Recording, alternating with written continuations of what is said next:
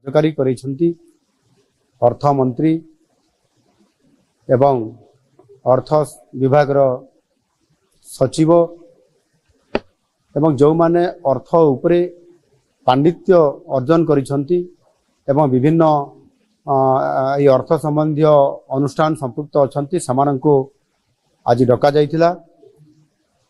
আপন মানে জানতি আম সরকার প্রথমরু হি লোকঙ্ক সরকার ভাবরে সাধারণ জনতাঙ্কর মতামতকু গুরুত্ব দেই আসিছি এবং অতি সুখদ খবর অছি। তেবে আপন মানে সমস্তে যেমিতিকি দেখুଛନ୍ତି বিভিন্ন সমୟରେ বিভিন্ন বিভাগର কর্মচারীମାନେ আন্দোলন করନ୍ତି। ପୂର୍ବଥର ଯେତେବେଳେ ମାନ୍ୟବର ମୁଖ୍ୟମନ୍ତ୍ରୀ ନବୀନ ପଟ୍ଟନାୟକ ବିଜୁ ଜନତା ଦଳରେ ଥିଲେ ସେତେବେଳେ ସେ ଯେଉଁ ସବୁ ପ୍ରତିଶ୍ରୁତି ଦେଇଥିଲେ ବିଭିନ୍ନ ସମୟରେ ନୂଆ ବର୍ଷରେ ଭେଟି ଦିଅନ୍ତି ଏବଂ ତାଙ୍କ ଜନ୍ମଦିନରେ ମଧ୍ୟ 57,000 କର୍ମଚାରୀଙ୍କର ରେଗୁଲାର କରିଦେଇଥିଲେ। ଏବେ ବର୍ତ୍ତମାନ ବିରୋଧୀ ଦଳର ନେତା ହିସାବରେ ଯେ କାମ କରୁଛନ୍ତି ନବୀନ ପଟ୍ଟନାୟକଙ୍କ ସହିତ ଯିଏକି ଅଛନ୍ତି ଆପଣମାନେ ଦେଖୁଛନ୍ତି ମୋହନ ଚରଣ ମାଝୀ ବର୍ତ୍ତମାନର ମୁଖ୍ୟମନ୍ତ୍ରୀ। ଆପେକ୍ଷିକ ଆଲୋଚନା ଆପେକ୍ଷିକ ବୁଝାମଣା ସବୁବେଳେ ଚାଲିଛି। ଏ ବୁଝାମଣା ମଧ୍ୟରେ ଯଦି ଦେଖିବେ ଆଉଟସୋର୍ସିଂ ହୋଇପାରନ୍ତି, ଅଙ୍ଗନବାଡ଼ି କର୍ମଚାରୀ ହୋଇପାରନ୍ତି, ଆଶା କର୍ମଚାରୀ ହୋଇପାରନ୍ତି, ବିଶେଷ କରି ପ୍ରାଥମିକ ଶିକ୍ଷକଙ୍କ ସହିତ ଯେଉଁମାନେ ବି ପାଚିକା ଥିଲେ ସେମାନଙ୍କର ଆନ୍ଦୋଳନ ଉପରେ ସରକାର ନିଶ୍ଚିତ ଭାବରେ ସେକ୍ରେଟାରୀ ବା ସଚିବ ସ୍ତରରେ ଆଲୋଚନା ସରିଛି। ଆগে ଆପଣମାନେ ବଜେଟ୍ କଥା ଟିକେ ଶୁଣି ନିଅନ୍ତୁ।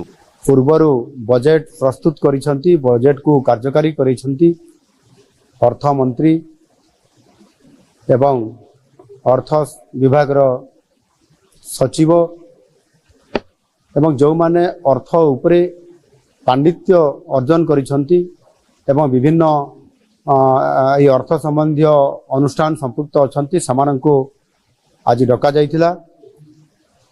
ଆପଣମାନେ ଜାଣନ୍ତି ଆମ ସରକାର ପ୍ରଥମରୁ ହିଁ ଲୋକଙ୍କ ସରକାର ଭାବରେ ସାଧାରଣ ଜନତାଙ୍କର ମତାମତକୁ ଗୁରୁତ୍ୱ ଦେଇ ଆସିଛି। 2024 आर्थिक वर्ष पर साधारण बजेट आगामी 25 तारीख रे विधानसभा रे उपस्थापित होबार ये कार्यक्रम अछि। आमर बजेट टी जेपरी वास्तव रे लोकंकर बजेट हेकरी लोकंक पाखरे उपस्थापना हो पारिबो, समस्तंकर आशा आकांक्षा को प्रतिफलित करि पारिबो, सेथिपाई ए उद्यम जारी रही।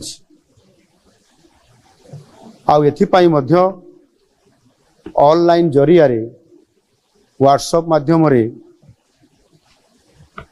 आमे मतामत लड़ीचु एवं अति सुखद खबर अच्छी जे ये मतामत एथर बहु आग्रह अनेक लोक ए सामिल होती एवं पाखापाखि प्राय 12,000 रु अधिक लोक मतामत देइछंती ऑनलाइन जरिया रे, जहाँकि पूर्व वर्ष मानक तुलन रे ये 6 गुण अधिक। लोकंक एपरी व्यापक अंशग्रहण आम पाई बहुत बड़े गोटे उत्साहजनक। आज मध्य ए प्री बजेट रो ई प्रस्तुति बैठक रे पाखापाखि प्राय 150 रु अधिक लोक विज्ञ लोक एठी उपस्थित थिले। सेमानक भितर अनेक जहाँ मु कहली अर्थ संबंधी विभिन्न विभाग विशेषज्ञ, अर्थनीतिज्ञ, पूर्वतन अर्थमंत्री, अर्थ सचिव एवं समाजर विभिन्न वर्गर लोक माने अर्थ संबंधी जो माने अनेक ओडिशार भविष्य कथा चिंता करती से समस्ते विभिन्न मतामत देइछंती।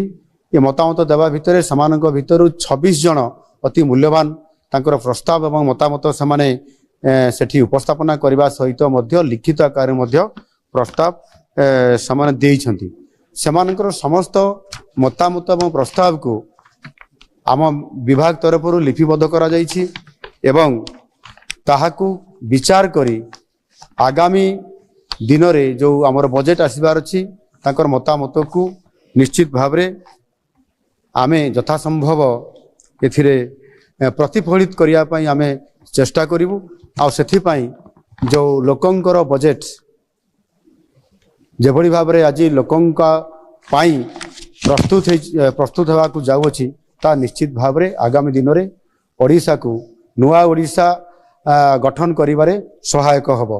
धन्यवाद। ତେବେ ଆପଣମାନେ ସମସ୍ତେ ମାନ୍ୟବର ମୁଖ୍ୟମନ୍ତ୍ରୀ ଯିଏକି ରହିଛନ୍ତି ଆପଣମାନେ ଦେଖିଲେ ମୋହନ ଚରଣ ମାଝୀ ସ୍ପଷ୍ଟ ଭାବରେ ବଜେଟ୍ରେ ଉପସ୍ଥାପନ କରିବା ସହିତ ସାଧାରଣ ଜନତାଙ୍କର ମତ ନେଇଥିଲେ ଏବଂ ସାଧାରଣ ଜନତା ଯେଉଁମାନେ କି ସିଧାସଳଖ ଅନଲାଇନ୍ ଜରିଆରେ ବିଭିନ୍ନ ସମସ୍ୟା ଉପରେ ଜଣାଇଥିଲେ। ବିଶେଷ କରି ଯେଉଁ ଅଙ୍ଗନବାଡ଼ି କର୍ମଚାରୀମାନେ ଆନ୍ଦୋଳନ କରିଥିଲେ ଆସନ୍ତା 16ରେ ବି ପୁଣି ଆନ୍ଦୋଳନ ଅଛି ଆପଣମାନେ ଜାଣିଥିବେ, କିନ୍ତୁ ପ୍ରତିଶ୍ରୁତି ପରେ ସେମାନେ ଯାହାକି ଧାରଣାକୁ ସ୍ଥଗିତ ରଖିଥିଲେ। ମୁଁ ସବୁ ବିଭାଗ ବିଷୟରେ କହିବି, କମ୍ପ୍ଲିଟ୍ ଭିଡ଼ିଓ ଦେଖିବେ। ତ ଅଙ୍ଗନବାଡ଼ି କର୍ମଚାରୀମାନେ ଯାହାକି ଆପଣମାନେ ଜାଣନ୍ତି ବର୍ଦ୍ଧିତ ଦେୟ ମାସିକ ଭତ୍ତା 26,000 ଟଙ୍କା ଦାବି ସମ୍ପର୍କରେ ଆଲୋଚନା ହୋଇଥିଲା। ସହାୟକମାନଙ୍କୁ 8,000 ଟଙ୍କା କେବେଠାରୁ ମିଳିବ? ବିଶେଷ କରି ଆପଣମାନେ ଦେଖିଥିବେ ହାଇକୋର୍ଟରେ ଯେଉଁ ବ୍ୟବସ୍ଥା ଆସିଲା, ହାଇକୋର୍ଟ ମାନ୍ୟବର ଯିଏକି ରହିଛନ୍ତି ଉଚ୍ଚ ନ୍ୟାୟାଳୟ ଯେତେବେଳେ କି ଅଙ୍ଗନବାଡ଼ି କର୍ମଚାରୀମାନଙ୍କ ସୁବିଧା ବିଷୟରେ ଆଲୋଚନା କରି ନ୍ୟାୟ ଦେଇଥିଲେ, ତାହା ମଧ୍ୟ ଯେଉଁ ଲାଗୁ ହୋଇନାହିଁ ସେ ବିଷୟରେ ମଧ୍ୟ ସଚିବ ସ୍ତରରେ ମଧ୍ୟ ଆଲୋଚନା ହୋଇଛି। ବିଶେଷ କରି ଆପଣମାନେ ଜାଣନ୍ତି ବର୍ତ୍ତମାନର ଉପମୁଖ୍ୟମନ୍ତ୍ରୀ ହିଁ ଅଛନ୍ତି ICDS ବା ଆପଣଙ୍କର ଚାଇଲ୍ଡ ଏବଂ ଓମେନ୍ ଯେଉଁ ଆପଣଙ୍କର ଡେଭଲପମେଣ୍ଟ ଡିପାର୍ଟମେଣ୍ଟରେ ଅଛନ୍ତି। ତେଣୁ ମନ୍ତ୍ରୀ ସଚିବ ସ୍ତରରେ ଯେହେତୁ ସବୁ କଥା ଆଲୋଚନା ହୋଇଛି, ସମସ୍ତେ ଆପଣମାନେ ଜାଣିଥିବେ ଅଙ୍ଗନବାଡ଼ି ଆଶା କର୍ମଚାରୀଙ୍କର ଯେଉଁ କଷ୍ଟ ଯେଉଁ ପରିଶ୍ରମ ତା ବାବଦରେ ଯେଉଁ ଅନରିୟମ୍ ମିଳୁଛି ବା ଯେଉଁ ଭତ୍ତା ମିଳୁଛି ତାହା ସମୁଦ୍ରକୁ ଶଙ୍ଖେ। ଡେଫିନେଟଲି ଦରମା ମିଳିବ। ରିସେଣ୍ଟଲି ଆପଣମାନେ ଦେଖିବେ ବିଧାୟକମାନଙ୍କର ଦରମା କଥା ଯେତେବେଳେ ଉଠିଲା 2.75 ଲାખ ରକେଟ୍ ବେଗରେ କ୍ୟାବିନେଟ୍ ଅନୁମୋଦନ ମିଳିଲା, ବିଲ୍ ପ୍ରସ୍ତୁତ ହେଲା, ବିଧାନସଭାର କମ୍ୟୁନିଟି ସୁପାରିଶ ମିଳିଗଲା, ବଜେଟ୍ ଅଧିବେଶନରେ ମଧ୍ୟ ବାଜିପାରେ ମୋହର। ଏ କଥା ଆପଣମାନେ ସମସ୍ତେ ଦେଖିଥିବେ। ତାହେଲେ ବିଧାୟକମାନଙ୍କର ଦରମା ଯେତେବେଳେ 2.5 ଲକ୍ଷରୁ ଉର୍ଦ୍ଧ୍ୱ ହୋଇଯାଉଛି, ସେତେବେଳେ ସାଧାରଣ ଯେଉଁମାନେ ରହିଛନ୍ତି ଆଶା ଅଙ୍ଗନବାଡ଼ି କର୍ମୀ ବିଶେଷ କରି ପ୍ରାଥମିକ ଶିକ୍ଷକମାନଙ୍କ କଥା ଆପଣମାନେ ଦେଖିବେ।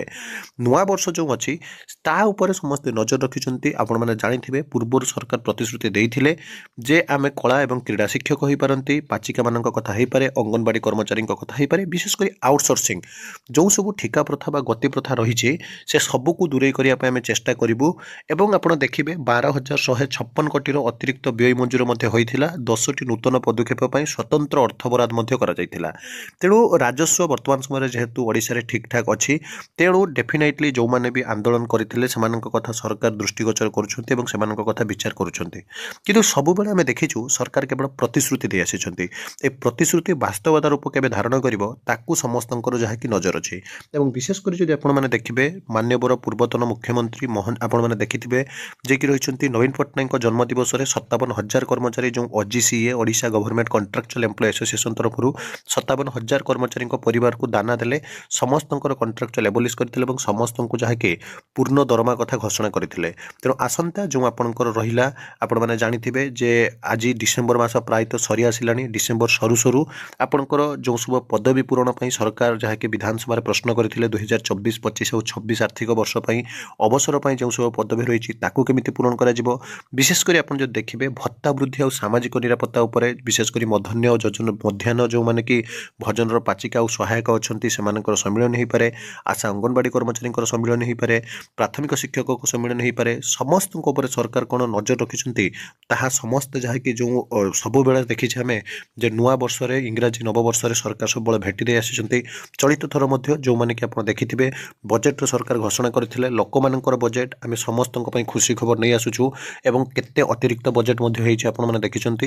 ତେଣୁ ନିଶ୍ଚିନ୍ତ ଭାବରେ ଯେହେତୁ ଆପଣମାନେ ଦେଖିଥିବେ ବହୁତ ଦିନ ହେଲା ଆନ୍ଦୋଳନ ହୋଇଆସିଛି, ବିଶେଷ କରି ରିସେଣ୍ଟଲି ଯେଉଁ ସେମାନେ ବି ଯାହାକି ବିଭିନ୍ନ ସଂଘ ଦାବି ଉପସ୍ଥାପନ କରୁଛନ୍ତି ଆପଣଙ୍କର ଦରମା ବୃଦ୍ଧି ହେବ ଏବଂ ଉଭୟ ବିରୋଧୀ ଦଳ ଶାସକ ଦଳ ସମସ୍ତେ ଲାଗିଛନ୍ତି ଗୋଟିଏ ଜନମଙ୍ଗଳ ରାଷ୍ଟ୍ର ପାଇଁ, ରାଜ୍ୟକୁ ଆଗକୁ ନେଇଯିବା ପାଇଁ। ତେଣୁ ସରକାରୀ କର୍ମଚାରୀମାନେ ସରକାରଙ୍କ ତରଫରୁ